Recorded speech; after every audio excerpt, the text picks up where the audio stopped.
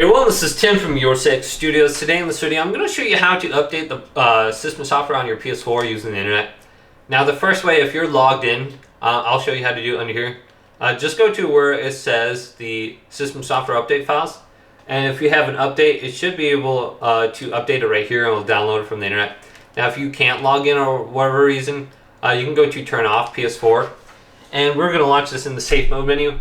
And you can apply a fresh update through the safe mode menu, so you might want to just do this anyway. Plug in your controller with this USB cable so we can operate the safe mode menu. Otherwise, you're going to just be stuck at the screen where it says press the button to log in.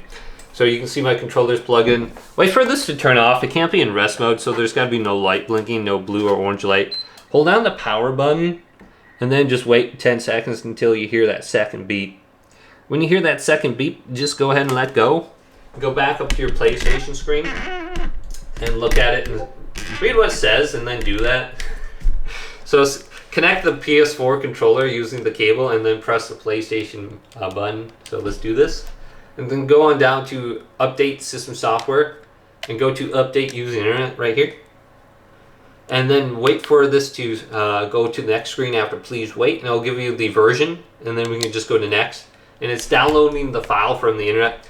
And this will apply a fresh copy of the OS to your PlayStation 4 instead of saying, oh, you already updated it, you don't need an update. So hopefully this video did indeed help you out. If it did, leave it a big thumbs up and subscribe to my channel down below.